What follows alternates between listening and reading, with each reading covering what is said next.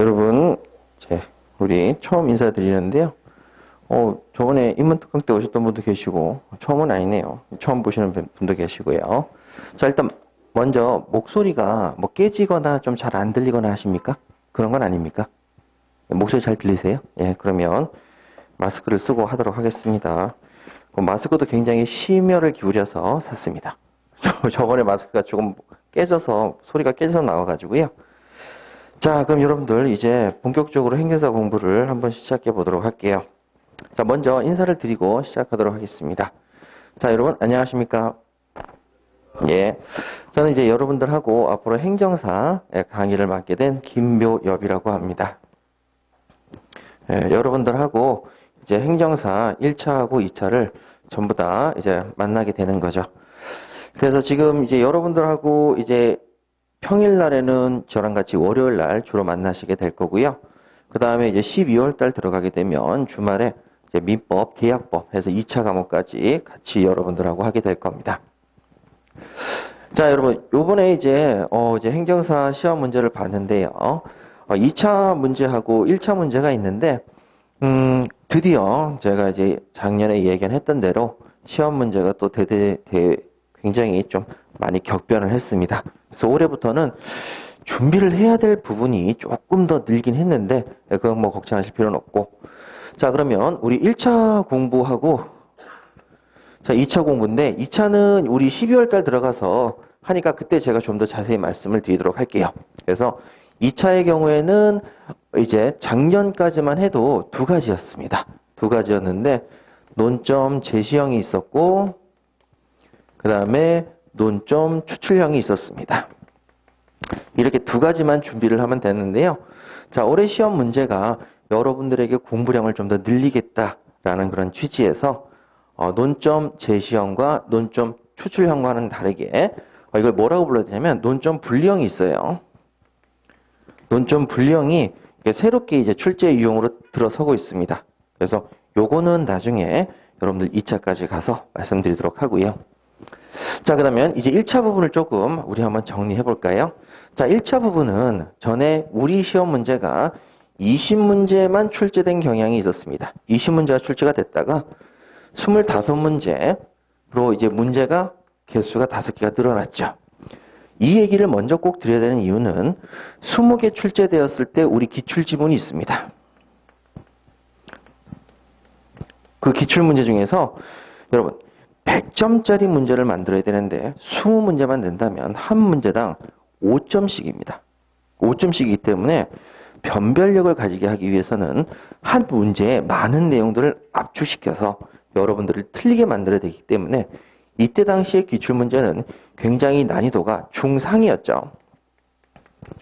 그리고 이제 시험 제도 자체가 처음 만들어졌기 때문에 시험 제도가 처음 만들어지면 기존의 각 문제 유형이 어떤 게 나오냐면 아주 옛날 구닥다리 문제부터 나옵니다. 왜 그러냐? 이런 게 있어요.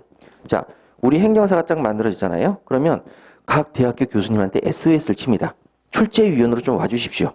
근데 이미 좀 유명하다, 좀 괜찮다는 교수님들은 공인중개사 출제위원, 노무사 출제위원, 감정평가사 출제위원, 주택관리사 출제위원 하니까 다 바빠요. 그리고 이미 계속 거기 출제위원으로 가고 있고요. 제가 아시는 교수님만 해도 자그마치 14년 동안 공인중개사 시험은 빠지지 않고 들어가셨어요.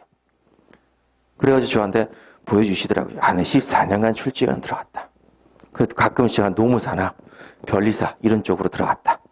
그러니까 이미 출제위원들이 좋은 교수님들은 다 배정이 돼 있기 때문에 처음에 들어오시는 교수님들은 아, 나 요즘에 조금 일이 없어 하시는 그런 옛날 교수님들이 들어오셔가지고 출제를 하시기 때문에 처음에 1회부터 시작해서 한 3, 4회 될 때까지는 교수님들의 그 문제가 굉장히 옛날형이었어요. 제가 이제 뭐 1차는 어차피 문제풀이를 하면서 제가 보여드릴 거고 그 다음에 2차의 경우에도 1회는요 진짜 옛날형 문제였어요. 절대 나와서는 안 되는. 그러다가 이제 문제가 계속 발전이 돼가고 있는데 자 20문제에서 25문제로 늘어오면서 제가 장담을 했거든요. 문제 유형이 100% 바뀝니다. 그래서 기출지문이 문제 유형이 완전히 변형이 됐어요. 그래서 제가 이걸 왜 먼저 얘기를 하고 시작하냐면 저랑 같이 문제를 푸실 때 제가 과감하게 여러분들에게 이건 절대 시험에 안 나옵니다. 이 문제는 옛날형 문제입니다. 하고 다 지워나가는 게 있어요. 어떤 건 문제 통째로 안 보는 게 있어요. 우리 문제집엔 실어놨지만 그런 문제들은 다 옛날형 문제이기 때문에 제가 선별해서 다 지워요. 근데 그 지웠는데 단 한 번도 출제된 적이 없어요. 그렇기 때문에 옛날형 문제에 너무 집착하지 마셔라. 아셨죠? 옛날형 문제에 너무 집착하지 마시고 제가 선별해드리는 문제만 푸시면 돼요. 그거는 그래서 왜 선생님 문제를 안 풉니까? 풀 필요가 없는 아주 옛날 안 좋은 유형의 문제다. 최근 트렌드랑 안 맞다. 그런 부분들은 과감하게 지운다. 그러면 자 문제 변형이 되는 부분은 당연히 봐야 되죠. 그래서 문제가 변형이 됐는데 거기에 대한 적중률은 제가 뭐 솔직히 말씀드리긴 좀 뭐하고 1개 내지 2개 정도는 적중을 못하고 나머지는 다 적중을 해서 그대로 문제를 푸시면은 96점. 지금은 이제 25문제니까 한 개당 4문제죠. 그러니까 2개 정도 틀리시거나 하나 정도 틀리시는 경우가 지금 대부분 많아요. 그래서 그 점수를 잘 받으실 수 있으니까 자 부탁드리고 그 다음에 그럼 문제 변형을 하는데 여기에다가 제가 예상 문제까지 다 실죠. 그 예상 문제에서 시험에 상당히 많이 나오니까 나중에 저랑 같이 보시면 돼요.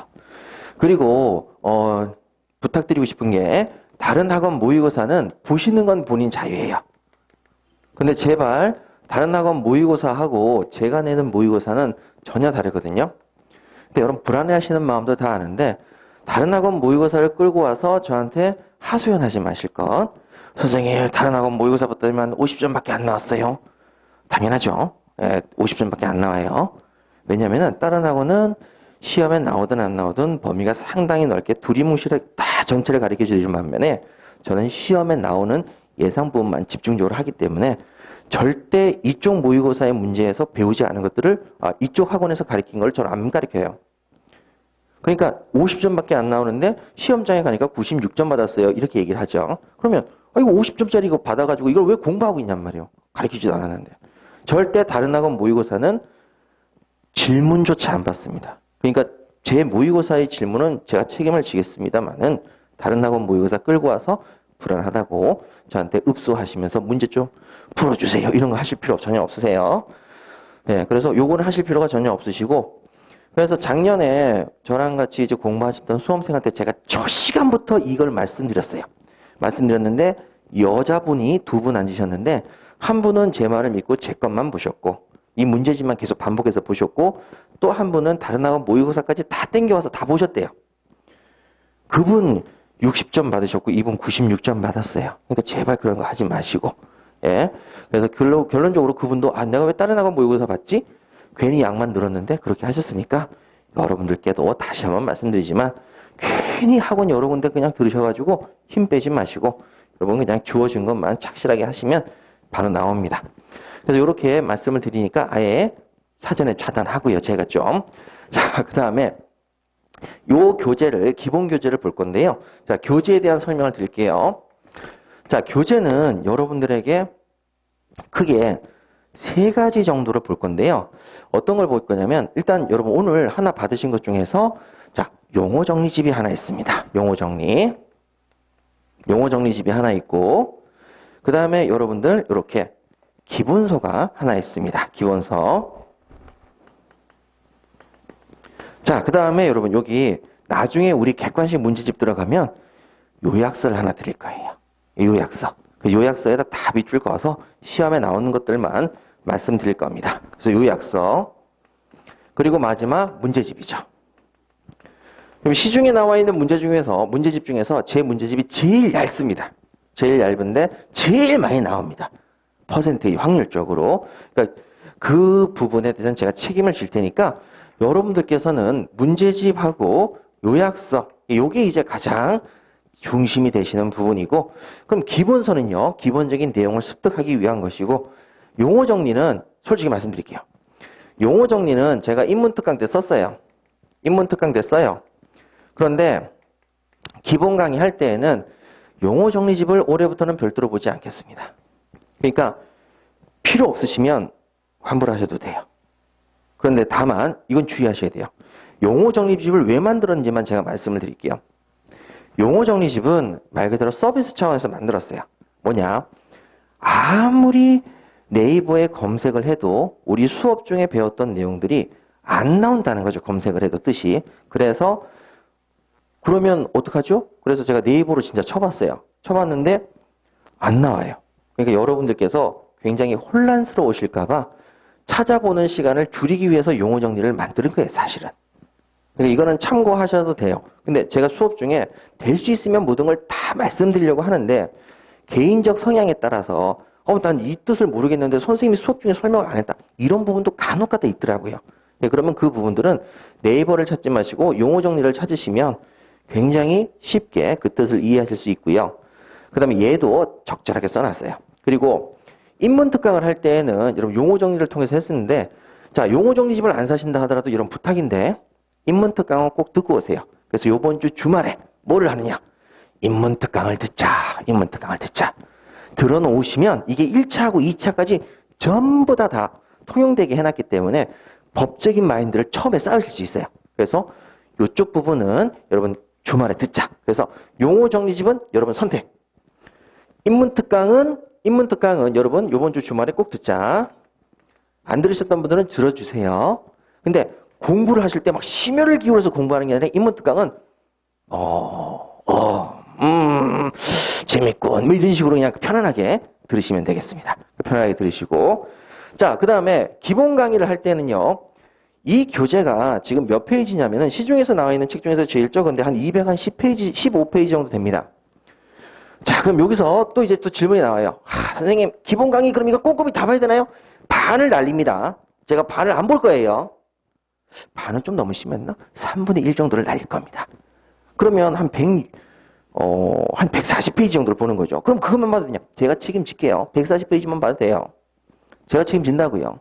지금 강의에서 지금 행정사 와가지고 지금 몇 년 동안 제가 책임을 졌는데 그 책임을 한 번도 피해간 적이 없어요. 그러니까 이 기본서도 3분의 1을 날릴 겁니다. 보지 말라는 부분은 절대 보지 마시고 보지 말라는 부분의 질문도 절대 하지 마시고 선생님 저는 보지 말라고 그랬는데 안 보니까 미칠 것 같아요. 이런 분이 게시판에 글을 올리셨어요. 그래서 제가 이렇게 썼어요. 나쁜 수험 습관은 지금부터 잡아야 되기 때문에 답을 달지 않겠습니다. 이런 식으로 해서 보지 말라는 데 보시고 질문하시면 일단 간단한 답은 드리지만 다음부터는 답을 안 들 테니까 나쁜 습관 들이지 마세요. 라고 말씀을 드려요. 예, 그런데 이 기본서가 선생님 이렇게 날려도 됩니까? 라고 하는데 원래 민법 기본서는 민법 총칙이 진짜 이렇게 조그마한 것이 폰트로 한 4, 폰트로 4, 5점 되는 그런 기본 글씨체로 페이지가 몇 페이지냐면 여러분 800페이지가 넘어요. 800페이지가 넘기 때문에 이걸 제가 줄인 거거든요. 근데 여기서 또 줄여야 돼요. 수험 적합적으로 할 땐 팍팍 줄여야 되는 거죠. 네, 그렇기 때문에 그건 제가 책임을 지고 할 테니까 의문 갖지 마시고 그냥 따라오시면 됩니다. 그래서 제가 넘기세요. 그럼 넘기시고 보지 마세요. 그럼 보지 마시고 보세요. 꼭 보세요. 이런 것들은 보시면 충분히 합격하십니다. 그래서 제가 이 부분에 대해서 미리 말씀을 드렸어요. 네, 기본서는 넘어가도 된다. 절대적으로 믿으세요. 라고 말씀드릴게요. 근데 왜 그러냐면은 여러분 이렇게 생각하시면 돼요. 운전면허 시험장에 가서 필기시험을 보시는데 도로교통법부터 차근차근 도로교통법 제1조부터 공부하시는 거 공기 타이 앞 몇 얼마인가 이런 거 공부하시는 분 안 계시죠?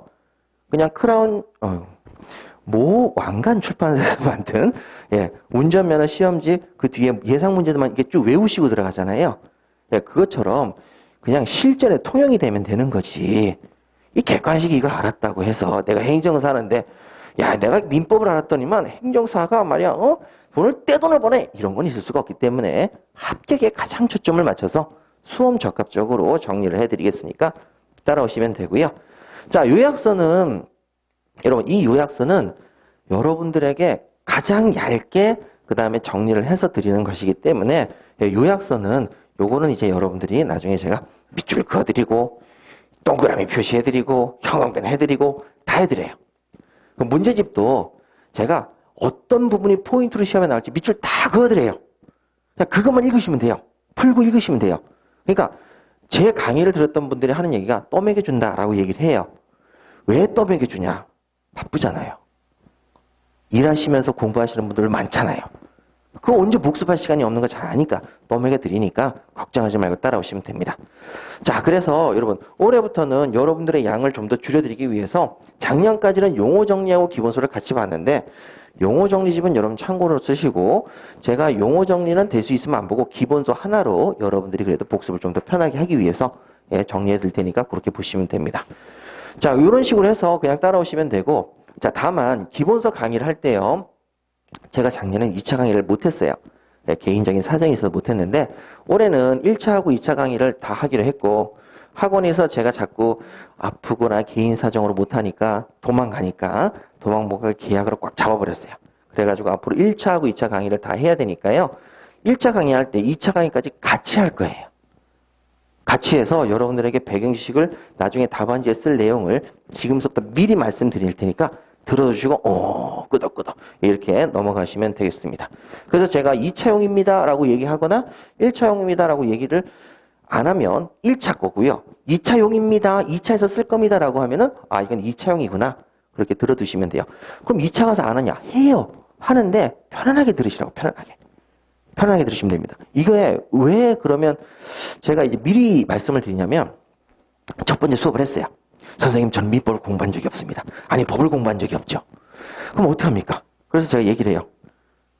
똑같은 거 3번 들으면 바보도 기억납니다. 기본 강의 1번, 또 1번, 요약 정리 객관식 문제풀이까지 하면 다 기억납니다. 그냥 머리가 허해가지고 오셔가지고 와, 저분 하실까? 했는데 웬걸요? 2차까지 다 합격하셨어요.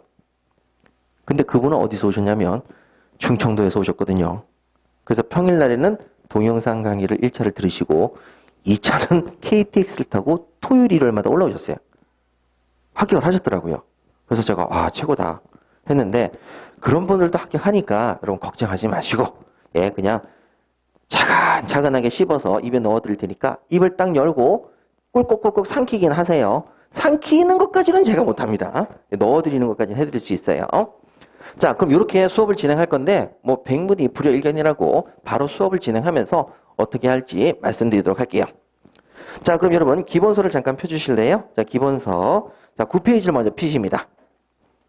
자, 제가 얘기했죠. 날린다고. 자, 9페이지 먼저 피시죠. 자, 9페이지 가시게 되면 여러분 첫 번째 제1장 서론이 나와 있습니다. 안 봅니다. 넘어가세요. 자, 10페이지 나옵니다. 안 봅니다. 넘어가시고 11페이지 나옵니다. 버립니다. 자, 그 다음에 12페이지 보시죠. 자, 12페이지에서는 이것이 시험에 나오기 때문이 아니라 가장 기본적인 배경 지식이라 여러분들 12페이지 로마자 1번에 조문 읽는 방법은 제가 설명을 드릴게요. 너무 억울한 게 행정법이 먼저 저보다 강의를 시작하면 조문 읽는 방법을 안 하죠. 항상 민법을 맨 앞으로 내세워서 모든 것들을 가르쳐야 되니까 조금 억울합니다. 그래서 자, 어떻게 조문을 읽냐면 여러분 우리가 거기 보시니까 제49조라고 돼 있으면서 가로 안에 이렇게 박스가 있을 거예요. 그 다음에 거기 동그라미 1번이 있고 어쩌고저쩌고 말이 써 있습니다. 그 다음에 동그라미 2번이 있고 어쩌고저쩌고 말이 써 있습니다. 그 다음에 1점, 2점, 3점 이렇게 써 있습니다. 자, 그러면 여러분 우리 약속을 좀 해야 돼요. 용어를. 그럼 어떻게 하냐? 여러분 제49조 펴세요. 그러면 제49조를 피시면 됩니다. 이게 제49조죠. 그런데 이 가로 안에 있는 건 뭐냐면 이 조문에 제목을 넣는 겁니다. 이 조문이 가지고 있는 핵심적인 내용을 제목으로 넣은 거죠. 그 제목입니다. 그래서 제49조 보시니까 법인의 등기사항, 여긴 법인의 등기사항을 쓴 거구나. 이렇게 제목을 보시면 대충 유출하실 수가 있죠. 자, 그러면 그 밑에 양가로 기억하세요. 양가로 기억하시니까 자, 거기 제49조. 자, 뭐라고 읽는다고요? 제49조라고 읽어주세요.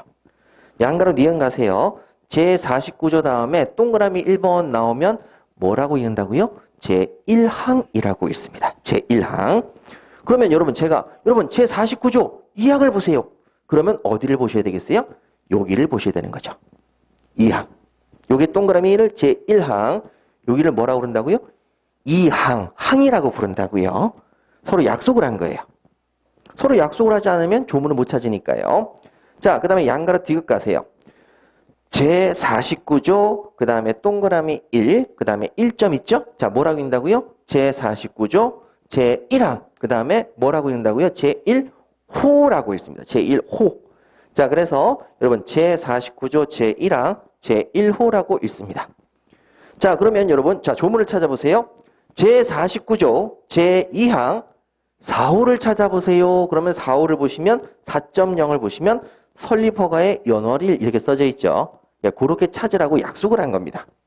여러분들은 이제 행정사가 되시면 조문을 읽으실 때 야야야 그거 있잖아. 그거 몇 조 있지. 몇 조 거기 몇 항 봐봐. 이렇게 얘기를 서로 해야 될 거 아니에요? 그때 알아먹기 위해서 용어 정리를 하시는 겁니다.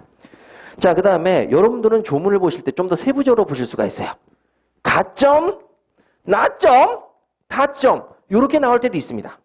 이렇게 나오면은 뭐라고 읽냐면은 제49조, 제1항, 제2항, 제3호, 그 다음에 가목이라고 읽습니다. 그래서 가목이라고 읽습니다. 이렇게 나오는 것은 뭐라고 읽는다고요? 목이라고 읽어요. 가목, 나목, 다목 이렇게 목이라고 읽습니다.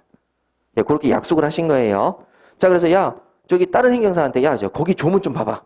몇 조? 123조, 제3항, 제4호에 바목을 봐봐. 바목.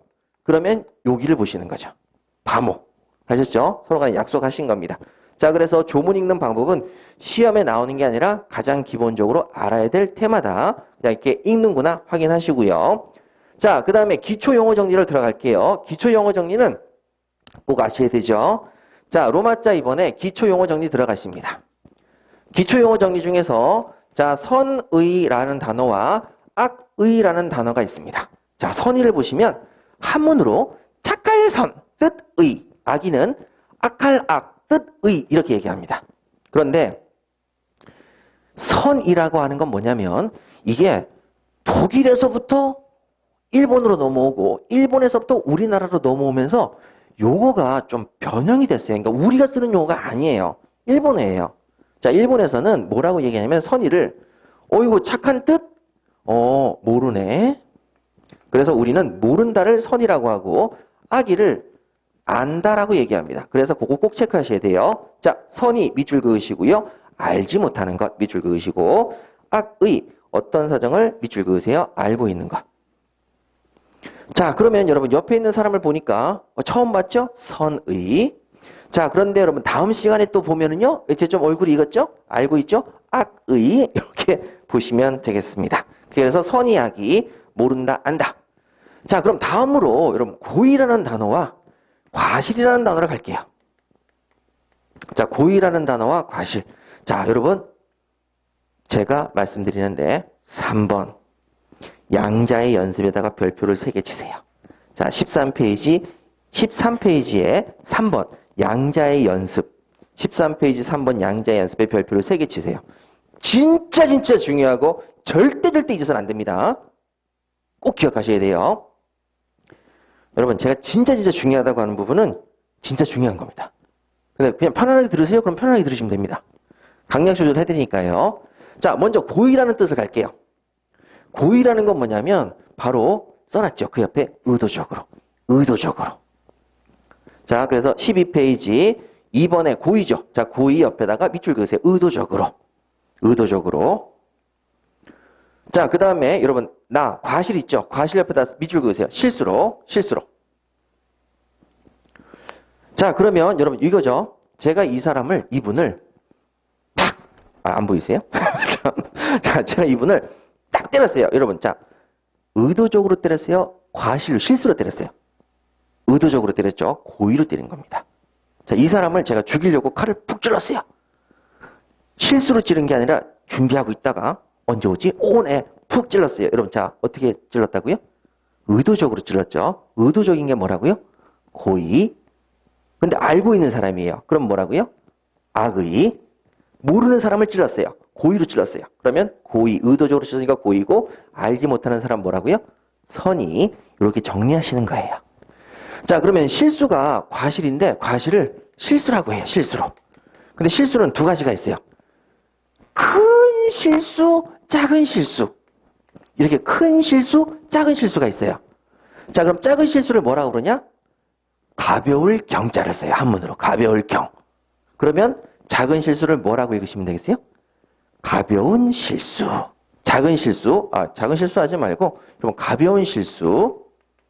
자, 그러면 가벼울 경자를 써서 뭐라고 부른다고요? 경과실. 가벼운 실수, 나의 실수 이 정도 되는 거죠. 자, 그 다음에 큰 실수가 있어요. 그거는 아주 실수가 무겁다는 거죠. 그래서 무거운 실수, 아주 큰 실수. 자, 이걸 뭐라고 하냐면 무거울 중자를 써서 뭐라고 그런다고요? 중과실. 자, 그러면 가벼운 실수하고 중과실을 말씀드릴게요. 자, 제가 차를 몰고 가요. 도로니까 조심해서 가고 있어요. 근데 갑자기 애가 튀어나와서 쾅 부딪혔어요. 자, 여러분 저에겐 실수가 있죠. 이때 실수는 가벼운 실수예요. 근데 이 어린이가 어디서 뛰어나왔냐면 어린이 보호구역에서 뛰어나왔어요. 그럼 여러분 저의 실수가 가벼워요, 무거워요? 무겁죠. 중과실이에요. 중과실. 자, 그래서 그거 정리해 드릴게요. 자, 13페이지 가시게 되면은요. 양가로 니은. 자, 13페이지 맨 위에 양가로 니은이 있을 겁니다. 자, 거기 세 번째 줄에 밑줄 그으세요. 맨 위에서부터 세 번째 줄. 일반적으로 요구되는 주의 의무를 다하지 못하면, 자, 밑줄 그으세요. 일반적으로 요구되는 주의, 운전할 때의 주의, 그런 의무를 다하지 못하면 경과실. 자, 그 다음에 그 옆에 슬래시 그으시고, 일반적으로도 요구되는 주의 의무를 현저히 다하지 못하면, 현저하게 다하지 못하면, 그때는 큰 과실, 무거운 과실, 중과실, 이렇게 밑줄 그으시면 됩니다. 그 외에는 보지 마세요. 보지 마세요. 정말 보지 마세요. 아셨죠? 자, 그러면 다음으로 가도록 하지요. 자, 거기 3번의 양자 연습이 너무너무 중요하다고 했습니다. 자, 양자 연습 가도록 할게요. 알았거나 알 수 있었을 경우, 여러분 지금 이게 무슨 뜻인지 지금 하나도 몰라도 상관없어요. 일단 연습을 하시는 거예요. 이건 기계적으로. 경우에 무효로 한다. 자, 이런 말이 나중에 공부하실 때 되면 나와요. 다 이해시켜 드립니다. 걱정하지 않으셔도 돼요. 자, 그러면 요런 문장이 나오면 이제 이건 어떻게 시험에 나올 수 있냐면, 자, 제일 먼저 알았다 하나가 나오고요. 그 다음에 나가 또는이에요. 또는. 그 다음에 알 수 있었을 경우 요게 또 나와요. 자, 여러분 알 수 있었을 경우가 뭘까요? 설명드릴게요. 아유, 운전을 하고 가는데 피할 수 있었는데 피하지 못했어. 그래서 교통사고가 났지 뭐야. 이렇게 했어요. 피할 수 있었는데, 할 수 있었는데 못했어요. 그럼 여러분 이것은 고의예요, 과실이에요? 예, 이게 과실입니다. 야, 알 수 있었는데 몰랐어? 너희 실수네. 이렇게 해서 알 수 있었을 경우가 과실이라는 걸 찾으실 수 있어야 돼요. 그러면 자, 알았다 또는 과실이 된 경우에 뭘로 한다? 무효로 한다. 여러분 지금은 다 모르셔도 상관없어요. 기계적으로 연습만 하시면 나중에 다 알게 되세요. 그러면 자, 이제서부터 알았다. 여러분 알았다를 뭐라고 얘기했죠? 우리 아까 전에 뭐라고 그랬죠? 알았다. 악의 알았다. 뭐라고요? 악의. 그래서 옆에 있는 사람 한번 보세요. 저번에 한번 만났죠? 인문특강 때? 자, 알고 있죠? 둘이 서로 뭐라고요? 악의. 처음 오셨죠? 옆에 보면 모르죠? 자, 뭐라고요? 선의. 뭐 그렇게 쳐다보지 않으셔도 되는데 굳이 그렇게 쳐다보기까지. 자, 그래서 여러분, 자, 선의는 몰랐다, 악의는 알았다. 그 다음에 의도적이다. 그럼 뭐라고 그런다고요? 고의, 실수다, 과실. 이렇게 네 가지는 기억하셔야 됩니다. 자, 그러면 악의 또는 과실 때 무효로 한다. 그러면 우리 수학 한번 해볼게요. 수학이 아니라 산수죠. 자, 악의 또는 과실 때 무효다. 그럼 여러분 두 가지 다 있어야 돼요? 한 가지만 있으면 돼요? 한 가지만 있으면 되죠. 자, 그러면 악인데 또는의 반대말. 그리고 자, 악인데 과실이 없다. 그럼 앞에다 무자를 붙이면 돼요. 없을 무. 무과실. 나는 과실이 없는데? 근데 뭐는 있다고요? 악이. 자, 악의인데 과실이 없어요. 악의만 있으면 당연히 뭐가 된다고요? 계약이. 여기 나와 있는 뭐가 된다고요? 무효. 자, 두 번째. 그러면 악의는 없어. 그럼 선이야. 그런데 과실이 있어. 자, 여러분. 하나는 선의인데 다행스럽게 이번엔 선이었는데 이번엔 과실이 있대요. 그러면 뭐가 된다고요? 무효. 이 과정까지 다 하실 필요는 없어요. 그냥 제가 쓸게요. 자, 그런데 악의를 가지고 있는데 동시에 과실도 있대요. 세상에 하나만 있어도 무효인데 두 가지를 다 가지고 있대요. 그럼 뭐가 된다고요? 무효. 자, 그러면 이번에는 선의인데 그리고 무과실. 선의도 없고 악의도 없고 과실도 없어요. 그러면 여러분 유의 반대말이 뭘까요? 무효의 반대말이 뭘까요? 유효입니다. 효력이 없다. 효력이 없다가 무효니까 반대말이 효력이 있다. 예, 유효가 되겠습니다. 그러면 다 필요 없어요. 이렇게 남기시면 돼요. 자, 먼저 첫 번째 아셔야 될 것은 알았거나 알 수 있을 경우엔 무효로 한다. 이거를 풀어 쓰셔야 됩니다. 자, 그래서 가번 밑줄 그으세요. 자, 교재 가셔서 3번 양자 연습 가 밑줄 그으세요. 알았거나 알았 밑줄 그으시고 나의 동그라미 치세요. 알 수 있었을 경우 밑줄 그으시고 무효 밑줄 그으세요. 자, 그러면 그것을 어떻게 먼저 쓰는 연습을 해야 된다고요? 알았거나 뭐라고요? 양가로 기억 악의. 자, 악이 밑줄 그으시고 나가 뭘로 바뀌어야 된다고요? 또는에 동그라미 치시고 알 수 있었을 때 여러분 이거 진짜 여러분 첫 번째 강의 때는 절대 안 와요. 느낌이 없어요. 두 번째 강의 때도 틀려요. 세 번째쯤 되면 객관식 문제 풀 때쯤 되면 과실이에요. 이렇게 얘기를 해요. 그러니까 너무 신경 쓰지 마시고 알 수 있었을 경우 뭐다? 과실. 자, 과실 밑줄 그으세요. 그 다음에 무효 밑줄 그으세요. 니은, 디귿, 리을은 보실 필요가 없어요. 그러면 양가로 미음가시입니다. 반대로 해보자는 거죠. 야, 이게 무효면 언제 유효가 되지? 하고 반대로 쓰는 연습을 하는 거죠. 자, 무효의 반대가 뭐라 그랬죠? 유효. 자, 그러면 악의의 반대말이 뭐죠? 선의. 또는의 반대말이 뭐죠? 그리고. 자, 합집합의 반대말이 교집합이잖아요. 또는의 반대말이 뭐라고요? 그리고. 그 다음에 과실의 반대말이 뭐죠? 무과실. 예, 그렇게 해서 양가로 미음, 선의 밑줄, 그리고 동그라미, 무과실 밑줄, 그 다음에 유효 밑줄 그으시면 됩니다. 자, 그러면 이 문장이 이렇게 시험에 나올 수도 있고, 이렇게 시험에 나올 수도 있고, 이렇게 시험에 나올 수도 있습니다. 아셨죠? 예, 이게 세 가지를 자유자재로 넣었다 뺐다 할 수 있어야 되겠습니다. 그걸 연습하셔야 돼요. 자, 그러면 나번 가시죠. 자, 이번엔 나번에 가시니까 알았거나, 여러분 알았다. 뭐로 간다고요? 양가락이요? 악의. 동그라미 쳐야 되겠죠? 뭐로 간다고요? 또는. 자, 중대한 과실. 여러분 줄여서 뭐라고 부르죠? 중과실. 그 중과실 밑줄. 그때 뭐로 간다고요? 무효. 예, 똑같이 가시면 됩니다. 자, 그러면 니은, 디귿, 리을 점프하시고 미음으로 가시죠. 악의의 반대말 뭐라고요? 선의. 또는의 반대말 뭐라고요? 그리고. 중과실의 반대말 뭐라고요? 무중과실. 중과실이 없어요. 무중과실. 자, 무효의 반대말이 뭐가 된다고요? 유효. 나중에 뒤에서 다 하시게 됩니다. 근데 어쨌든 간에 요렇게 바꾼다는 것은 제일 중요합니다. 자, 요렇게 하시고요. 자, 이제 여러분 14페이지 법원이죠. 자, 법원 들어가시기 전에 여러분들 인문특강 들으셔야 되긴 하지만 제가 여러분들을 위해서 하나 재밌는 얘기를 하고 수업을 본격적으로 들어갈게요. 지금 눈빛에 눈에 불이 킵니다. 하나도 빠짐없이 들어야지. 힘을 빼세요. 일단 힘을 빼시고 릴렉스. 사실은 제 아내가 어제 공인중개사 시험을 봤습니다. 1차만 봤어요. 근데 시험 한 달 전에 공인중개사 시험 준비를 시작했어요. 한 달 전에. 제가 공인중개사를 시험을 봤다니까요, 거의. 야, 이리 와.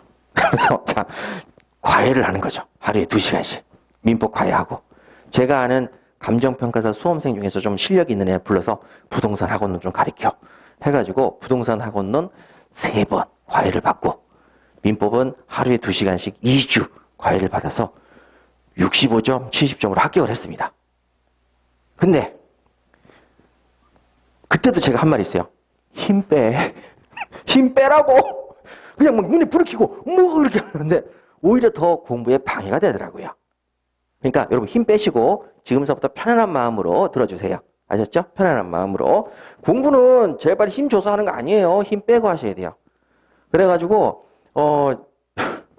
참 제가 이렇게 했는데 여러분 항상 나중에 언제 제가 합격을 예감했냐면 한 3주 동안은 너무 타이트하게 막 돌아가니까 힘이 바짝 들어갔는데 맨 마지막에 여러분들에게 드렸던 이 요약서를 똑같이 준 거예요.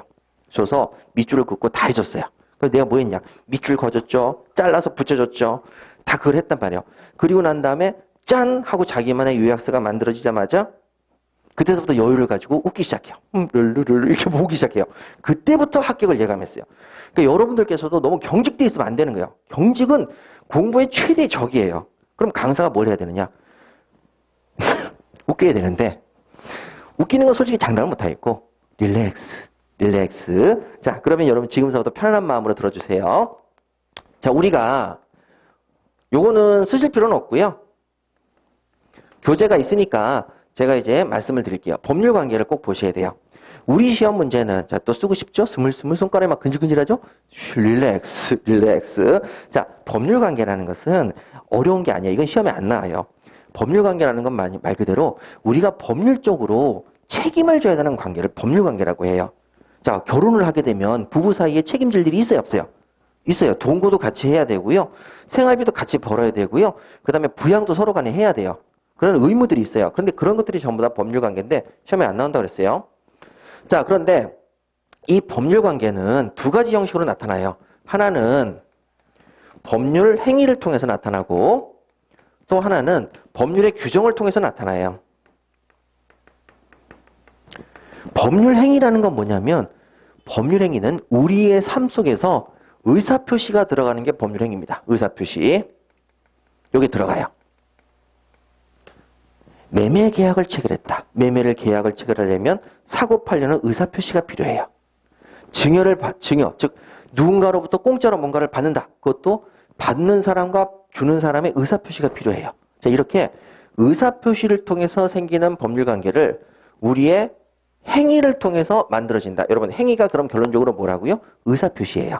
우리가 의사표시라는 행위를 통해서 만들어지는 걸 법률행위라고 해요. 자, 법률의 규정은 의사표시라고는 찾아볼래야 찾아볼 수가 없어요. 의사표시가 하나도 없이 그냥 규정에 그렇게 돼 있으니까 무조건 하라는 거예요. 그래서 이것을 줄여서 이렇게 불러요. 법정.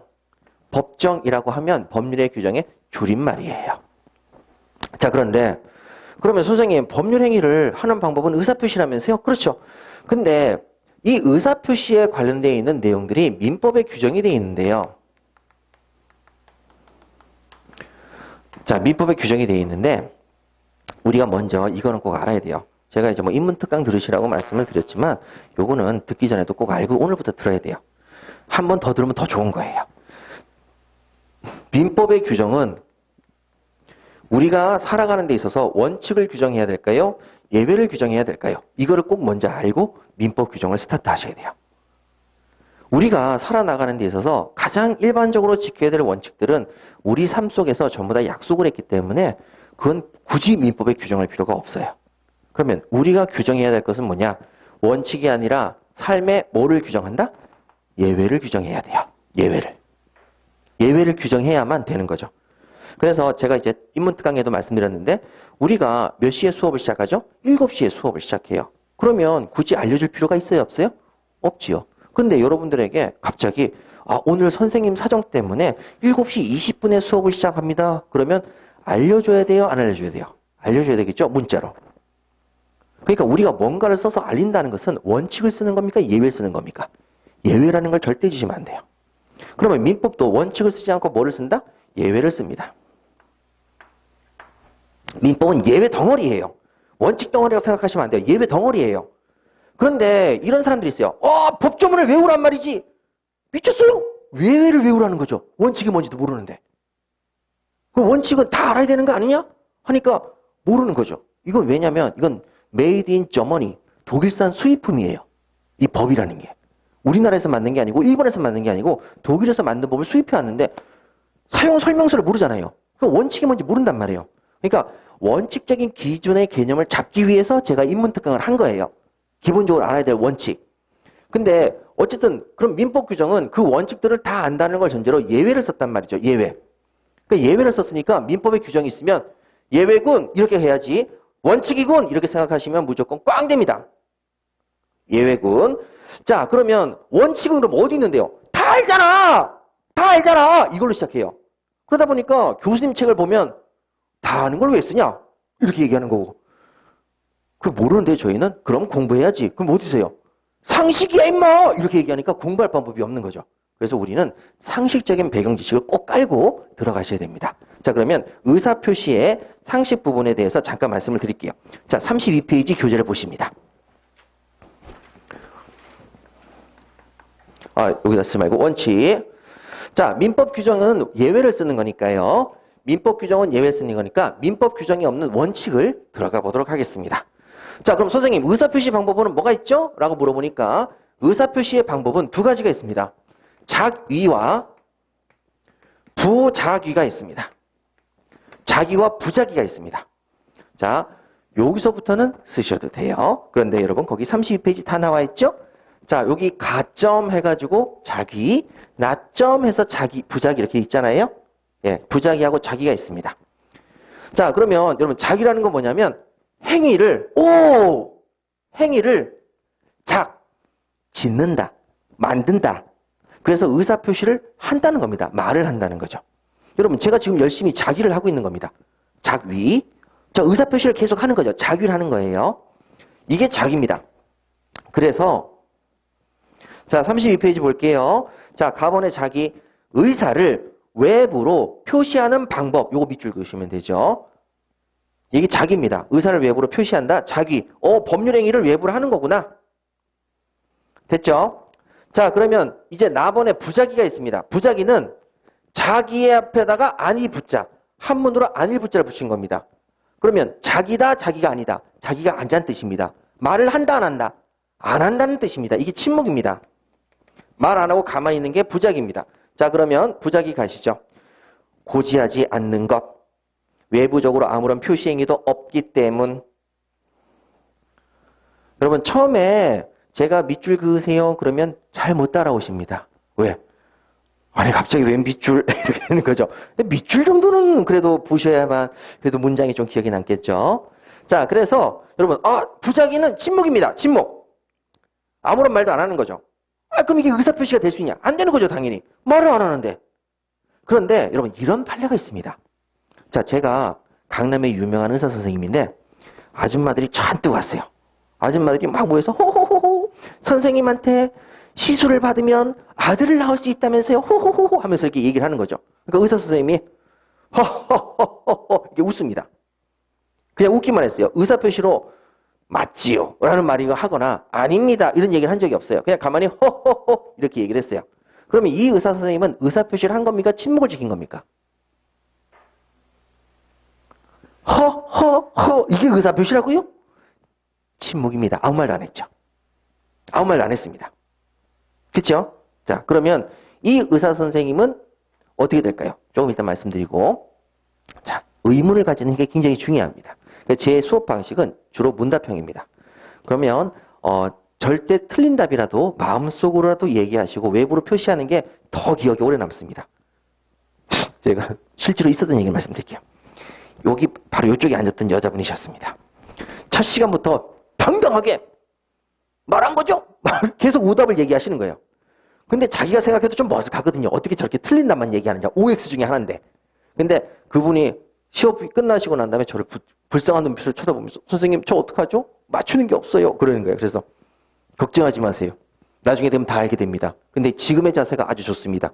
라고 했는데 이분이 이번에 민법을 96점 받으셨어요. 그러니까 틀리게라도 얘기하시면 확실히 기억이 되니까 마음대로 얘기하세요. 맞추면 저 재미없어요. 강의할 맛이 안 나겠죠. 틀리시는 게 좋습니다. 자, 그런데 그러면 여기에 대해서 다시 한번 할게요. 제가 지나가던 사람을 칼로 찔러서 죽였습니다. 과실로 죽였습니까? 고의로 죽였습니까? 고의로 죽였죠. 저는 살인죄가 될 겁니다. 지나가는 사람이 아니라 길거리에 쓰러져 있는 사람을 봤습니다.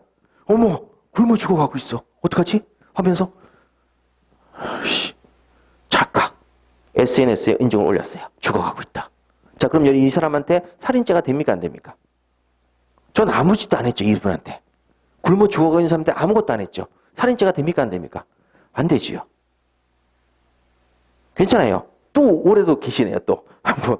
자, 그런데 중요한 것은 자식을 바라보면서 죽어가고 있네. 내버려 둡니다. 전 살인죄입니까 아닙니까? 아빠라면. 살인죄입니다. 왜? 왜?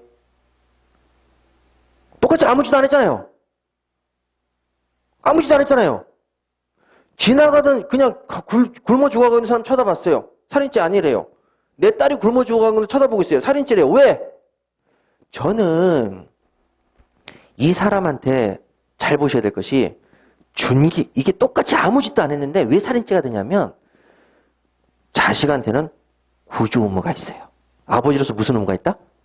구조할 의무가 있는데 구조를 안 하면 살인죄예요. 근데 지나가던 행인이 굶어 죽고 있어요. 이건 저는 이 사람한테 구조 의무가 없죠. 구조 의무가 없기 때문에 살인죄가 돼야 안 돼요. 안 되는 거예요. 그 내버려둬도. 아셨어요? 그러면 여기서 어떤 경우 의사표시가 되냐면 중요한 단어가 있어요. 아이고, 설명. 설명을 해야 될 의무 있는 사람이, 굳이 알려줘야 될 의무 있는 사람이 입 싹 닫고 있다. 그러면 그때는 의사표시가 됐나 안 된다? 이거요. 돼요. 의사 선생님이 쫙 옆에 와서 아줌마들이 선생님한테 시술을 받으면 아들을 낳는다면서요? 이렇게 얘기하고 있는데 의사 선생님은 그 잘못된 정보를 바로 잡아줘야 될 고지 의무나 설명 의무가 있어요. 그런데 아무 말 안 했죠? 사기죄로 처벌받았어요. 그러니까 중요한 단어는 자 원칙 부작위는 의사표시가 아니지만 무슨 의무가 있을 때? 설명 의무가 있을 때. 무슨 의무가 있을 때? 고지 의무가 있을 때. 그때 아무 말 안 하면 그건 의사표시가 된다 안 된다? 됩니다. 자 그래서 여러분 거기 두 번째 줄 부작위의 두 번째 줄 동그라미 치세요. 고지 의무 있는 자 고지 의무에 동그라미 치시고 고지를 하지 않는 부작위가 있다면 부작위 자체를 의사표시로 인정합니다. 됐어요? 자 다시 한번 여러분 부작위 나번의 부작위의 두 번째 줄 고지 의무 있는 자가 고지 의무 동그라미 치시고 자 그 다음에 고지를 하지 않는 말을 하지 않는 의사표시를 하지 않는 부작위가 있다면 부작위 자체를 의사표시로 인정한다 안 한다? 인정을 합니다. 나중에 뒤에서 공부하시게 될 건데 자 그럼 여러분 볼게요. 자 아파트 제가 분양을 하는 사람이에요. 옆에 공동묘지가 있어요. 아파트 옆에. 이거 알려줘야 될 의무가 있을까요? 없을까요? 그래서 제가 여러분 아파트 우리 쾌적해요 이렇게 왔는데 옆에 공동묘지가 잔뜩 있는 거죠. 자 그러면 여러분 저는 이것을 알려줄 고지 의무 설명 의무가 있을까요? 없을까요? 이거를 보시는 거예요. 아파트 분양자는 그걸 설명해야 될 의무가 있어요. 나중에 판례를 보시면 알아요. 그런데 얘기를 안 했다. 그러면 사기죄가 된다 안 된다? 되는 거예요. 예, 그렇게 공부를 하시는 거죠. 그러니까 의사표시를 안 해도 원칙적으로는 의사표시가 안 되지만 설명 의무나 고지 의무 있는 사람이 의사표시 안 하면 의사표시처럼 된다 안 된다? 된다. 별표 3개 치셔야 돼요. 별표 3개 치셔서 꼭 외우셔야 됩니다. 여러분 그저 수업 중에 제가 가끔씩 깜짝깜짝 놀라게 고함을 지를 때가 있는데 그때는 누군가 졸고 있구나. 내가 지금 뭔지 모르겠구나. 그래서 강약 조절을 하기 위해서 말씀을 드릴 때가 있어요. 그러니까 너무 놀라지 마시고 놀라셔서 잠을 깨셔야죠. 놀라시고. 자 아셨죠? 자 그래서 설명 의무나 고지 의무가 있을 때 아무 말도 안 하면 그때는 의사표시처럼 된다. 자 그러면 여러분 이제 갈까요? 자 소방관이 불이 났어요. 그런데 사람이 죽어가고 있어요. 자 불에 타서 구조를 요청하고 있는데 너무 무서워 하고 안 들어가고 있어요. 구조를 안 해줬죠. 자 그럼 이 소방관은 살인죄가 될까요? 안 될까요? 구조 의무가 있을까요? 없을까요? 소방관은? 있지요. 있는데 구조를 안 하면 뭐가 되는 거예요? 살인죄가 되는 거예요. 아셨어요? 구조 의무가 있는 사람이. 아셨어요? 수긍을 못 하시겠다고요? 여러분 소방관이 불이 화재가 너무 심하게 나서 이건 구조할 수 없는 상황이라면 안 할 수도 있지만 조금만 들어가서 구조할 수 있다. 그럼 구조해야 돼요? 안 해야 돼요? 해야 되죠. 불 무섭다고 안 들어가고 그럼 돼요? 안 돼요? 안 되는 거죠. 그런데 소방관이 휴가 중이에요. 휴가 중이면 소방관이 구조 의무가 있어요? 없어요? 없잖아요. 그런데 사람을 구했다고요. 우린 그 사람을 영웅이라고 불러요. 왜? 구조할 의무가 없는데 왜 구조했냐 이거죠. 착한 마음에서. 무슨 말인지 아시겠죠? 그러니까 그러면 경찰서에 사람이 누워있어요. 술 먹고 지금 거의 죽어가고 있는데 경찰관이 내버려둬요. 그럼 이거 아무런 처벌을 안 받아요? 처벌받아요. 처벌받죠? 경찰관도 무슨 의무가 있기 때문에? 구조 의무가 있기 때문에 근데 우린 구조 의무가 있어요, 없어요? 우리는 없기 때문에 그냥 술 먹고 죽어가는 사람 봐도 그냥 내버려 가도 아무런 처벌 안 받아요. 아셨습니까? 예, 그런 식으로 하는 거예요. 그러니까 행동의 경우엔 구조 의무가 있느냐? 자, 의사표시의 경우는 무슨 의무가 있느냐? 설명 의무가 있느냐 없느냐? 예, 그걸 가지고서 판단하시면 되겠습니다. 요거는 두 가지로 시험에 나올 수 있는데 그건 나중에 차차 말씀드리도록 하고. 자, 그럼 위로 올라가시죠. 자기. 자, 자기입니다. 올해도 시험에 나왔죠. 별표 3개입니다. 자, 그러면 의사표시는 자기 의사표시를 해야 되는데 의사표시의 방법은 몇 가지가 있냐면 제한이 없어요. 그래서 시험에 나올 수 있는 게 크게 자, 4가지가 있습니다. 첫 번째가 뭐냐면 의사표시를 명시적으로 할 것, 묵시적으로 할 것. 자, 이 부분이죠. 의사표시를 명시적으로 할 것과 묵시적으로 할 것이 있습니다. 자, 명이 뭐냐면 밝을 명자입니다. 시, 보여준다, 볼시. 밝게 보여준다. 내 의사표시를 대놓고 얘기한다는 뜻이고 묵시, 어두울 묵자에다가 보여줄 시. 의사표시를 어둡게 해주는 거죠. 자, 그러면 명시라는 건 뭐냐? 자, 제가 한 여자를 사귀고 싶다. 그러면 나랑 사귈래? 라고 얘기합니다. 여러분 의사표시를 명시적으로 했습니까? 묵시적으로 했습니까? 누가 봐도 깔끔하고 밝게 했죠. 명시적으로 했습니다. 그런데 한 여자분의 가방을 계속 들어준다든지 한 여자분한테 계속 식사 대접을 한다든지 데이트를 요청한다든지 이러면 제 마음을 명시적으로 표시한 겁니까? 묵시적으로 한 겁니까? 묵시, 어둡게 표시한 거죠. 아셨죠? 그러니까 내 의사표시를 깔끔하게 할 수도 있지만 빙빙 돌려서 묵시적으로 할 수도 있습니다. 아셨죠? 그러면 자, 명시적으로 한다, 묵시적으로 한다. 의사표시는 명시적으로 할 수도 있고 뭐로 할 수도 있다? 묵시적으로 할 수도 있습니다. 자, 그 다음에 또 나와 있죠. 거기 의사표시는 사전에 할 수도 있고 사후에 할 수도 있습니다. 자, 의사표시는 사전, 일을 벌리기 전에 의사표시를 할 수도 있고 사후, 일을 벌리고 난 다음에 해도 됩니다. 자, 그러면 제 친구가 결혼을 했어요. 그럼 결혼을 했는데 혼인신고를 할 때 혼인신고라는 일을 벌리기 전에 아내와 결혼식을 올린 아내와 상의를 해서 우리 혼인신고 할까? 하고 혼인신고를 같이 해도 돼요. 그런데 이미 결혼식을 올리고 나서 남자가 혼인신고를 해버리고 나서 아내한테 나 혼인신고 했는데 이렇게 얘기해도 돼야 안 돼요? 되는 거죠. 된다고요. 물론 욕은 먹겠지만 된다고요. 그래서 의사표시는 사전, 일을 벌리기 전에 해도 되고 일을 벌리고 난 다음에 해도 됩니다. 자, 의사표시는 사전, 사후 모두 가능하다. 자, 그 다음에 디귿 가시죠. 의사표시는 서면으로도 할 수 있고 구두로도 할 수 있습니다. 서면, 구두. 그러니까 서면으로 의사표시도 할 수 있고 말로도 할 수 있는 거죠. 많은 분들이 오해를 하세요. 자, 그러면 제가 과연 이게 되는지 보세요. 자, 어떤 사람이 면접을 왔어요. 알바생한테 우리 커피숍 하는데 알바생이 필요해요. 면접을 왔어요. 근데 이 사람이 내일서부터 출근할 수 있대요. 그래서 합격! 내일부터 출근하세요. 이렇게 얘기를 했어요. 자, 묻습니다. 고용계약, 근로계약이 체결됐어요? 안 됐어요? 됐어요? 안 됐어요? 됐어요. 의사표시는 뭐로도 가능하니까? 구두. 그런데 많은 분들이 왜 서면으로 안 해요? 여러분, 서면은 계약이 체결되는 것은 서면으로 하든 구두로 하든 상관이 없는데 서면은 입증하기가 쉬워요, 어려워요? 쉽죠. 그래서 서면으로 하라는 거예요. 근데 강남의 부자들은 꼭 다 부자라고 할 수는 없는데 어떤 분들은 야, 그거 언제 그걸 다 쓰고 있니? 하면서 핸드폰으로 녹음을 해요. 자, 제가 지금 말씀하신 거 들으셨어요? 네. 자, 그러면 요거 이렇게 합니다. 네. 자, 이의 있으십니까? 없어요. 자, 그럼 우리 계약 체결됐습니다. 네. 그래놓고 그 파일을 노트북에 저장을 시키거나 USB에 넘어서 금고에 보관시켜요. 서면 만들기 너무 귀찮다는 얘기죠. 그래도 효력이 있다 없다? 있는 거예요. 자, 그래서 의사표시는 뭐로도 가능하다? 서면. 뭐로도 가능하다? 구두.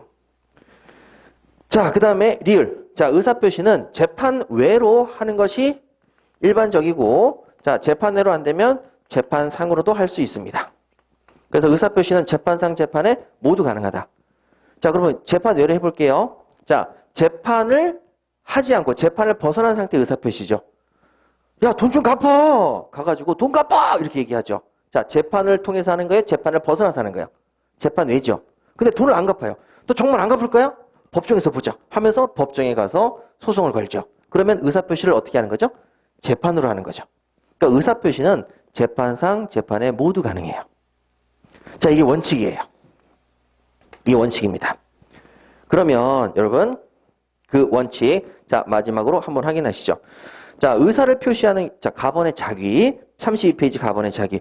의사를 표시하는 경우에는 명시, 묵시, 사전, 사후, 서면, 구두, 재판의 재판상 방법이 모두 가능함이 원칙이다. 다음에 밑줄. 민법은 이에 대한 예외만을 규정하고 있으므로 해당 부분에서 서술. 민법의 규정은 예외 부분들이에요. 예외 부분들을 서술한다는 거죠. 여러분 한번 보여드리도록 하겠습니다. 보여드려야만 조금 아무래도 이해하시기가 편하시겠죠?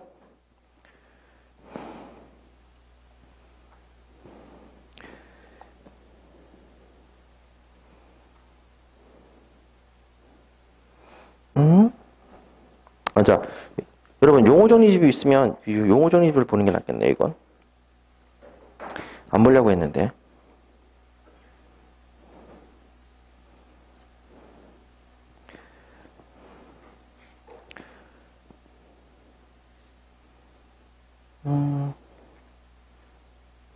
자, 여러분 우리 33페이지 한번 봐보세요. 용어 정리집 33페이지.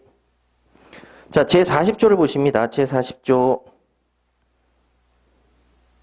자, 그러면 거기 여러분 조문을 볼게요. 제40조. 자, 사단법인 설립자는 다음 각호의 사항을 기재한 정관을 작성하라. 여러분, 자, 정관을 나중에 알려드릴게요. 정관 작성하라.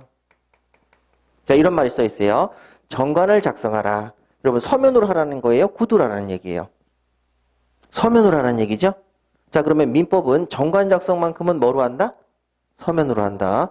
예, 그래서 자, 지금부터 알려드릴게요.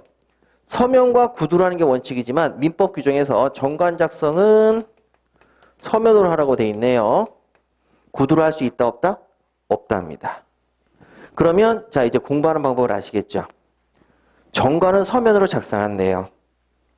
그러면 나머지는 전부 다 뭘로 할 수 있다? 서면, 구두 다 가능합니다. 그러니까 민법에서 예외다! 라고 얘기하는 거 빼면 다 원칙으로 돌아가서 서면, 구두 모두 가능합니다. 자, 되셨죠? 이렇게 정리 한번 해보도록 할게요. 자, 그러면 여러분 우리 한번 해볼게요. 자, 매매계약을 체결해 보도록 하겠습니다. 여러분 편의점에 가서 저녁 식사 하셨죠? 저녁 식사. 자, 저녁 식사 하신다고 삼각김밥을 한번 사볼게요. 자, 삼각김밥을 사려고 합니다. 그러면 자, 여러분 우리가 삼각김밥을 산다? 법률관계를 체결하는데 여러분 의사표시를 요소로 합니까? 의사표시가 들어가지 않습니까? 의사표시를 요소로 하죠. 자, 그러면 여러분들 의사표시를 나 이 물건 사고 싶다 의사표시하죠. 진열대에 있는 삼각김밥을 들어다 카운터 앞에 딱 갖다 놓습니다. 자, 여러분들이 의사표시를 했어요 안 했어요? 했죠. 나 이거 사고 싶다라고 의사표시했죠. 맞죠? 자, 그러면 명시적으로 갈까요? 묵시적으로 갈까요? 명시라고 보는 것은 담배 4종 주세요 이렇게 얘기하는 게 명시고 삼각김밥을 갖다 놓는 것은 행동이죠. 행동은 주로 묵시로 보시면 됩니다. 그러면 묵시적 의사표시했죠. 그럼 상대방도 나한테 팔겠다라고 의사표시를 해야 되잖아요. 이건 내가 팔게요. 어떻게 의사표시해요? 삑! 이렇게 찍죠. 자, 그럼 팔겠다 안 팔겠다? 팔겠다 의사표시를 한 거죠. 자, 그러면 자, 우리는 편의점에서 법률관계를 했는데 의사표시를 통해서 법률관계를 했습니다. 여러분 삼각김밥을 사겠다. 무슨 의사표시를 한 거죠? 묵시적으로 한 거죠. 사전에 한 겁니까? 사후에 한 겁니까? 김밥을 먹고 나서 사겠다고 얘기한 겁니까? 김밥을 먹기 전에 사겠다라고 얘기한 겁니까? 사전이죠. 서면으로 한 겁니까? 구두로 한 겁니까? 지금 서면으로 써가지고 내가 김밥 먹을 텐데 파시오 이렇게 한 거예요? 구두로 사겠다는 얘기한 거예요. 구두죠. 재판상 하신 거예요? 재판회 하신 거예요? 재판회죠. 이겁니다. 그래서 매매계약이 체결되었다 안 되었다? 체결되었다 이렇게 가시는 거죠. 자, 이런 식으로 해서 여러분 의사표시 부분을 쭉 하시고요. 자, 이렇게 정리하십니다. 아, 이게 의사표시구나. 이거 확인하시고. 자, 그러면 여러분들 이제 의사표시까지 여러분 봤는데 그러면 이 의사표시의 경우에 자, 여러분 이 매매 계약의 경우에 효력이 있을까요? 없을까요? 효력이 있다. 뭐라고 부른다고요? 유효. 효력이 없다. 그럼 뭐라고 부른다고요? 효력이 없다. 뭐라고 그런다고요? 무효. 됐죠? 자, 그러면 법률 행위를 통해서 할 때, 네 의사표시를 통해서 할 때 그 의사표시가 효력이 있다? 유효. 의사표시가 효력이 없다 뭐라고 한다고요? 무효. 그러면 유효, 무효는 어디에만 쓰는 거예요? 법률 행위에서만 쓰는 거예요. 의사표시에서만 쓰는 거예요. 자, 그러면 이 결혼 무효야 라고 얘기했습니다. 결혼은 의사표시로 해요? 법률의 규정으로 해요? 결혼. 아니, 있잖아요. 그 삼각김밥 갖다 놨듯이 남자가 촥 하면서 뭐를 갖다 줘요? 반지를 탁 열어서 보여주죠. 결혼해 주실래요? 의사표시를 하죠. 그럼 여자가 촥 이러고 가면은 거절한 거고, 안 하면 이제 의사표시를 받아준 거죠. 자, 그러면 결혼은 서로 뭐를 통해서 한다? 의사표시, 법률행위를 통해서 하는 거죠. 그러면 그 결혼이 유효다, 무효다 얘기할 수 있어요, 없어요? 있지요. 맞지요? 예, 있습니다. 그래서 이 결혼은 무효다, 유효다 얘기할 수 있다는 것은, 무효, 유효라는 것은 법률 행위를 통해서 의사표시했을 때를 말합니다. 됐죠? 자, 그러면, 자, 혼인신고 갈게요. 자, 혼인신고를, 자, 사전에 여자친구랑, 결혼식을 올리고, 여러분, 결혼식을 올리면 부부예요, 아니에요? 언제부터 부부죠?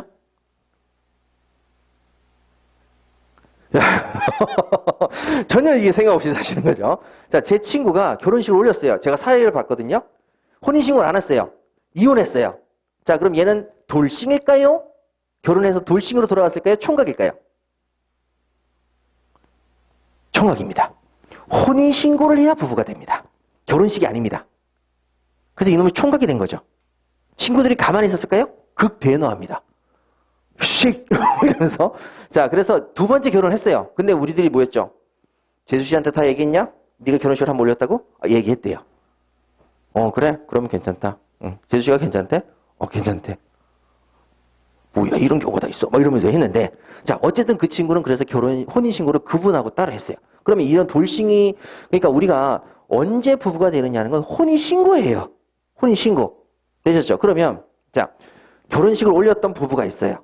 아직 부부예요, 아니에요? 아니에요. 남이야, 남. 결혼식을 올렸지만 남이에요.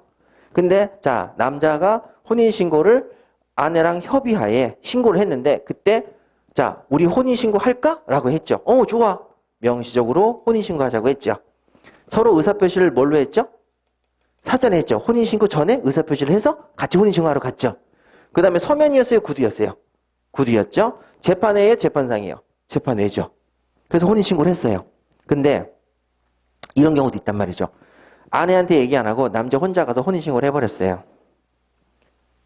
근데 아내가 결혼식까지 올리는 마당에 그래 잘했어 하고 그냥 내버려뒀단 말이에요. 쿨하게. 그럼 이 혼인신고는 유효다, 무효다? 자, 명시적으로 혼인신고를 했어요. 자, 그 다음에 사전에 했어요, 사후에 했어요? 혼인신고를 먼저 하고 나서 아내한테 협조를 구했죠. 사후에 했단 말이에요. 그리고 서면 구두였고, 자, 재판 외로 했죠. 자, 그러면 이 혼인신고는 유효다, 무효다? 유효입니다. 아셨죠? 이런 식으로 저 체계적으로 흘러가는 거예요, 모든 것들이. 그러니까 제가 여러분들에게 이제 알려드릴 건 뭐냐면, 자, 이런 생각을 하시면 안 돼요. 제가 질문을 딱 던졌을 때, 그럴 것 같아요. 이런 얘기 하시면 안 돼요. 전문가는 그럴 것 같아요가 아니라, 어디에 근거해서 그렇습니다 라고 얘기를 해주시는 게 전문가지요. 아셨죠? 그러니까 여러분들은 지금까지 민법을 공부하신 적이 없고 법을 공부하신 적이 없으니까 지금 저랑 같이 이제 계속 연습을 하시는 거죠. 이거는 이러이러한 걸 통해서 유효야 이렇게 얘기를 하실 수 있어야 된다. 자, 그러면 몇 가지만 기억하십시다. 시험에 나오는 것은, 자, 첫 번째, 법률 행위를 통해서 의사표시를 통해서 법률 관계를 맺을 수가 있는데, 자, 의사표시는 어떻게? 작위. 요건 시험에 안 나와요. 모두 가능하다? 부작위. 요건 시험에 나온다고 그랬어요. 부작위라는 단어까지 시험에 나온다고 그랬어요. 근데 부작위는 의사표시다, 아니다? 아니다. 원칙 아니에요. 근데 뭐가 있을 때? 설명문화 고주무가 있을 때 의사표시를 안 하면 의사표시가 된다, 안 된다? 된다. 꼭 기억하시기 바랍니다. 진짜 꼭 기억하셔야 돼요. 자, 그 다음에 의사표시를 직접 했다. 그럼 우리가 그걸 자기라고 부르는데, 의사표시 방법은 명시, 묵시, 사전사후, 서면구두, 재판장, 재판에 모두 된다, 안 된다? 된다. 아셨죠? 요거까지만 알아두시면 이번 시간은 성공한 것이냐? 아니죠. 하나만 더. 알았거나 알 수 있었을 때 무효로 된다. 그럼 알았다. 뭐라고 부른다고요? 악의. 나 또는이 되는 거고, 그 다음에 알 수 있었는 데가 뭐가 된다고요? 과실.